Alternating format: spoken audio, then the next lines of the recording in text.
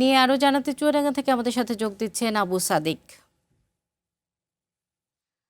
সাদিক, চুয়াডাঙ্গায় হামের প্রকোপ কেমন বেড়েছে এবং সেখানে টিকা দেবার জন্য সবাই কি সচেতন রয়েছে কিনা, এবং যারা টিকা দিচ্ছেন না বা দেয়নি তাদের জন্য কি পরামর্শ রয়েছে, এবং এই রোগ যে ছড়িয়ে যাচ্ছে এটার ছড়িয়ে না যাবার জন্য কি পদক্ষেপ নেওয়া যাচ্ছে?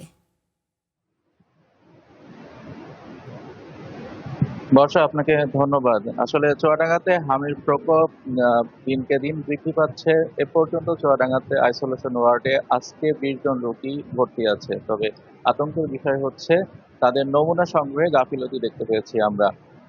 যে সকল রোগী আইসোলেশন ওয়ার্ডে ভর্তি হচ্ছে 2 দিন অথবা 3 দিন পার হয়ে যাওয়ার পরও আমরা দেখতে পেয়েছি যে এসব রোগীর নমুনা সংগ্রহ করা হচ্ছে না। কিন্তু স্বাস্থ্য অধিদপ্তর, স্থানীয় স্বাস্থ্য অধিদপ্তর আমাদেরকে যেটা বলছেন যে আইসোলেশনে ভর্তি রোগীদেরকে দ্রুত নমুনা সংগ্রহ করতে হবে, কারণ যদি নমুনা সংগ্রহ না করা হয় তাহলে রিপোর্ট পাঠানো সম্ভব হবে না।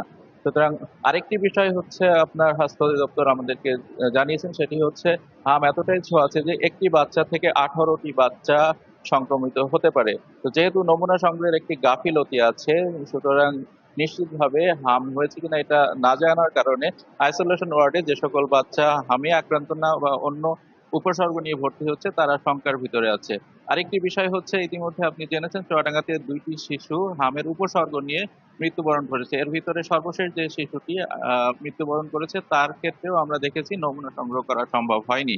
তো শিশু বিশেষজ্ঞরা বলছেন যে হামের উপসর্গ নিয়ে, অর্থাৎ র্যাশ, সর্দি কাশি এবং শ্বাসকষ্ট নিয়ে যে সকল রোগীরা হসপিটালে আসছেন তাদেরকে আসলে শুধুমাত্র ভাইরাস জনিত রোগের যে চিকিৎসা সেটি আসলে দেওয়া হচ্ছে।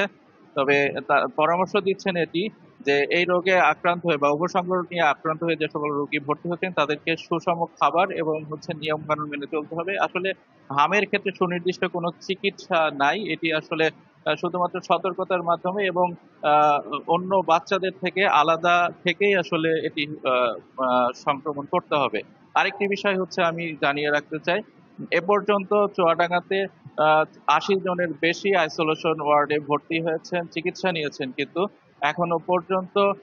এখনো পর্যন্ত যে পরিস্থিতি, সে পরিস্থিতি উদ্বেগজনক আকার ধারণ করতেছে, যেহেতু এখানে একটি গাফিলতি আছে স্যাম্পল কালেকশনের জন্য। তো আসলে এটি হচ্ছে চুয়াডাঙ্গাতে হামের উদ্বেগের বিষয়। বর্ষা। সাদিক, আপনাকে ধন্যবাদ। সারা দেশে হামের প্রকোপ বেড়েই চলেছে, তো এই বিষয়ে চুয়াডাঙ্গা থেকে আমাদের সাথে যুক্ত ছিলেন আবু সাদিক।